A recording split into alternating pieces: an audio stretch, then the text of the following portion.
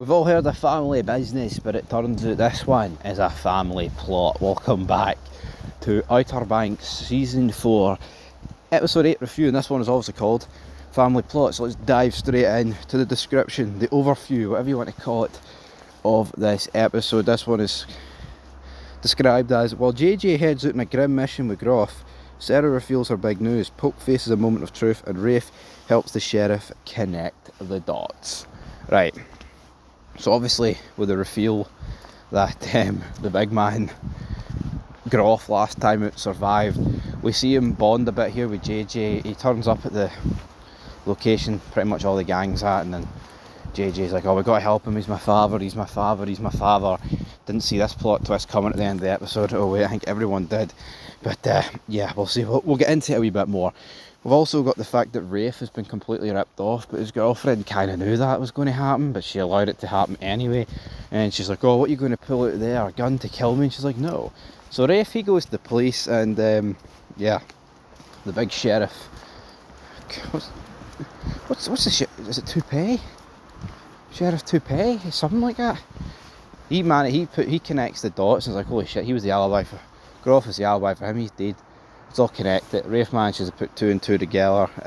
Well, the sheriff puts two and two together from Rafe's statement, and now shit is about to hit the fan. We've also got Pope this episode. Right, see, Pope, what is it with this show where it puts like a member of like the 5 or now 6 if you add Cleo, right? But it's like, what is it with this group and just not being able to like split up? Or why can't one of the 6 die? Or the original 5, because I mean Cleo, not really, I'm not saying she ain't a part of the group, like of course she is, but like, why can't one of the 5 die? Are they too afraid to kill one of them off? And like, it's not a kids show at the end of the day, there's some serious shady shit that goes down in it, so I just do not understand why they're so afraid. It's like, would it have been so tragic for Pope to actually join the Marines? You know what I mean? Like, I just don't understand this. Like, they're actually just afraid to kill people off or whatever. I mean, how many times can we see this group of like teenagers / young adults, because I mean they must be borderline getting into their 20s if they're not already at their 20s, right? But how many times can we see them just get away happy as Larry, and no issues and no problems, like evading the police, outsmarting them, like climbing underneath the jetty, whatever you want to call it.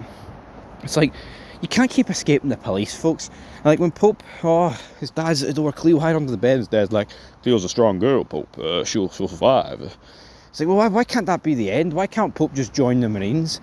But at the same time, I understand it. It's a bit of a waste just to have a character like that join the Marines. Well then, why not kill him? Big death, big effect on the group.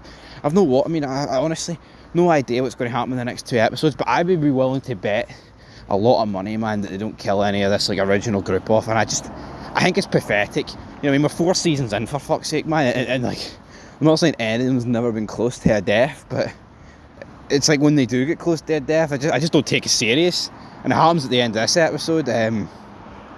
Yeah, you've also got John B freaking out this episode, oh, we've got to help JJ, we've got to get to Morocco, this group, man, North Africa, and she's like, I'm pregnant, and it's like, oh, we're young, yeah, I know you don't know what to do, but I don't know what to do.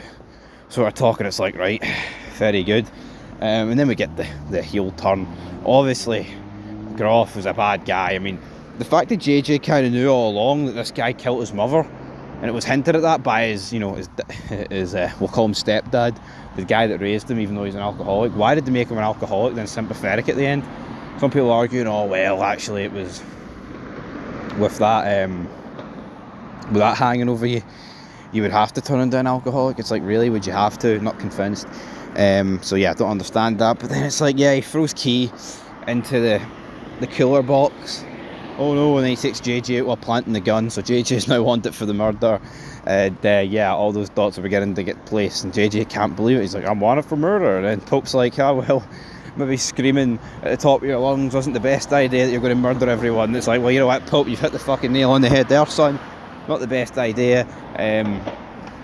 This was after Groff completed the heel turn, threw JJ off the boat. JJ was bleeding out. I mean, it looked like he was losing an insane amount of blood, and then he quickly wasn't. So I don't really understand what was going on. If I'm being honest, don't understand how he went from nearly dying to no nearly dying. Because, I mean, he fell out. I mean, I get it, he's in deep waters here. Any form of injury is not good. And you'd also think the fact that he's bleeding, that there would be sharks in the water, and it would be coming to get him, but they managed to rescue him in time because they rescued Key in time. She's like, oh, Groff took him out there and he's the one that fired me in here, blah, blah, blah. And then that's pretty much it, folks, at the end of the day. The episode ends. JJ's wanted for murder. Pope is now on the run again. I mean, it's just like, it's fucking ridiculous, isn't it? It is absolutely, it's fucking ridiculous how many crazy situations these teens are getting into and surviving. It's like, it's about time some of them actually suffered the consequences, i.e. jail time, i.e. death, or i.e. just being written out the show in a way like the Marines, like Pope was supposed to be.